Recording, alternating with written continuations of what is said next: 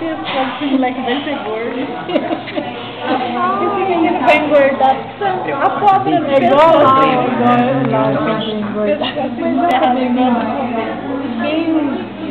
Deus, que é uma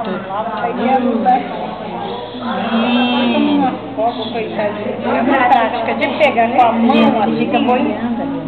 Que ela fica você que vai dar banho. Hã? Vê aí. Minha filha, banho comigo mesmo. Já. Banho aí é diferente daquele. A renovação Ele fica boiando, ela lá no balde, ele fica boiando. Ele vai no fundo.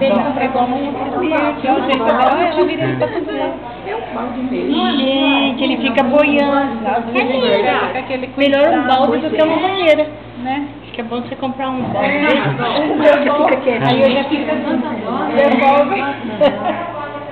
Essa voz é doida, vai deixar esse neto perdido. Meu Deus, que gostoso. Ele tá meditando. Depois ela vai ver tudo e lá, gente.